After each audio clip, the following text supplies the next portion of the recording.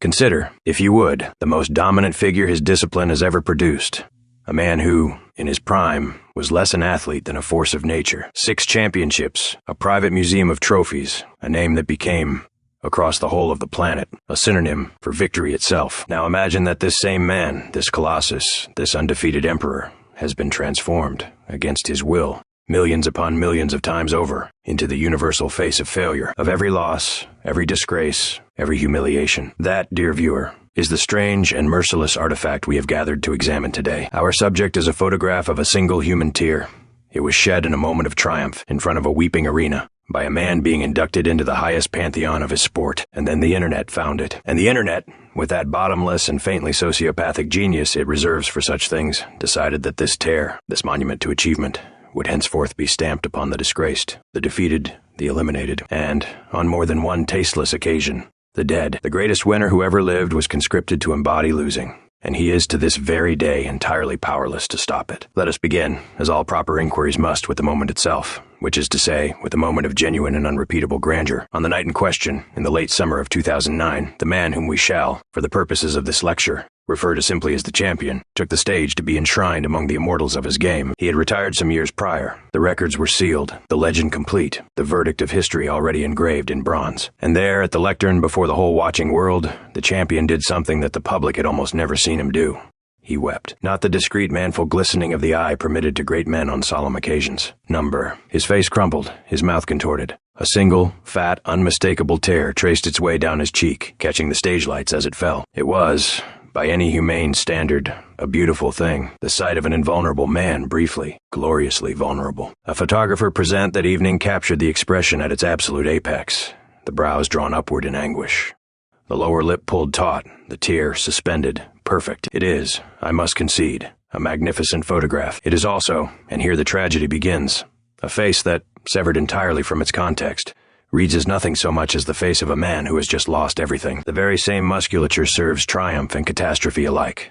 The internet, dear viewer, would notice this. The internet noticed everything. For several years, the photograph behaved itself. It lived where such photographs live, in retrospectives, in tributes, in the dignified archives of a celebrated career. This is a useful reminder that an image, on its own, is innocent. It is only when an image is wrenched from the moment that produced it that it acquires the power to do harm. The severing occurred by the best reconstructions available to us around the middle of the 2010 seconds, when the image migrated from its respectable confines onto the message boards and the rapid-fire social platforms where the sporting public conducts its real business, which is to say, the business of mockery. There, an anonymous craftsman performed the foundational act. He took the weeping face, he cut it free of the head that wore it, and he pasted it, cleanly, surgically, over the face of an athlete who had just suffered a humiliating defeat. The effect was instantaneous, and I am obliged to report devastatingly funny. The defeated athlete now appeared to be weeping over his own downfall, in the very same face that the world associated, indelibly, with the pinnacle of success. The joke wrote itself in layers. Here was the greatest winner of all time, superimposed upon a loser,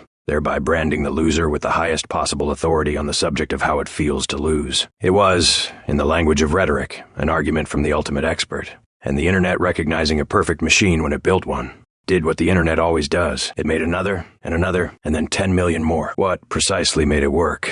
One must take the question seriously because the longevity of a meme depends entirely upon its answer. And this one has proven extraordinarily long-lived. The cruelty, I would submit, operates upon 3 simultaneous registers. First, there is the universality of the expression itself. The weeping face is not specific to any single grief. It is the platonic form of human anguish, and may therefore be applied, with equal plausibility, to a defeated boxer, a disgraced politician, a bankrupted speculator, or a man who has merely dropped his sandwich. Second, there is the bitter irony of the source, that this face belongs to the supreme winner is not incidental. It is the entire engine of the joke. The instrument of mockery is the champion himself. Third, and most subtly, there is the sheer technical accessibility of the thing.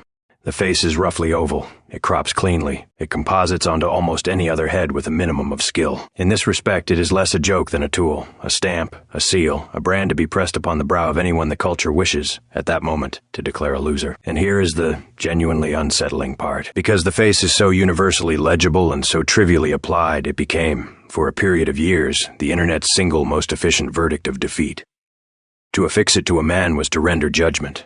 No words required. The sentence was the face. We turn now to the period of conquest. for there is no other word adequate to it. Between roughly 2015 and 2016, the weeping face did not merely circulate, it colonized. It became the obligatory response to every defeat in the sporting calendar, every missed shot, every blown lead, every eliminated team, every fallen favorite, each one instantly receiving the face within seconds of the final whistle, as reliably as night follows day. But the face was too powerful to remain confined to sport. It escaped. It was applied to politicians conceding elections, to corporate titans whose companies had collapsed, to celebrities mired in scandal. It appeared, with mounting audacity, in the aftermath of natural disasters, of legal verdicts, of geopolitical upheavals. On certain notorious occasions, and I report this without endorsement, it was affixed to images of the recently and genuinely deceased, an act of such breathtaking tastelessness that even the hardened citizens of the network paused, briefly, to wince. There was, at the height of its dominion, no defeat on earth too large, too solemn, or too sacred for the face to claim. And the champion himself, he was, by every available account, profoundly unamused. Here is a man accustomed, across his entire life, to total control of his body, of his image, of the outcome of any contest he chose to enter. And he found himself the single most defeated-looking man on the internet. His proudest moment turned into the planet's favorite punchline. And not one thing he could do about it. He reportedly attempted, through representatives, to discourage the practice. The internet's response to this was, predictably, to make the face larger, louder, and considerably more frequent. The most powerful competitor who ever lived had at last encountered an opponent he could not beat. A copy of his own face. As with all genuine mimetic specimens, the original underwent significant mutation. The community, never content with mere repetition, began to elaborate. The face was rendered in 3 dimensions, sculpted as if in marble. It was animated to fall as literal rain from storm clouds over losing stadiums. It was layered upon itself in recursive towers, a weeping face wearing a smaller weeping face, wearing a smaller one still, an infinite regress of sorrow. In its most refined form, the face required no host image at all. It became a pure unit of meaning, a hieroglyph of defeat that could be deployed in conversation as casually as a comma. To send the face was to say with perfect economy, "You have lost, and I find your loss delicious." It had completed the journey that every great meme aspires to, and almost none achieve. The journey from a specific photograph of a specific man on a specific night, to a free-floating symbol understood instantly by hundreds of millions of strangers who could not have named the moment it came from if their lives depended upon it. And so we arrive at the cruel arithmetic of the thing.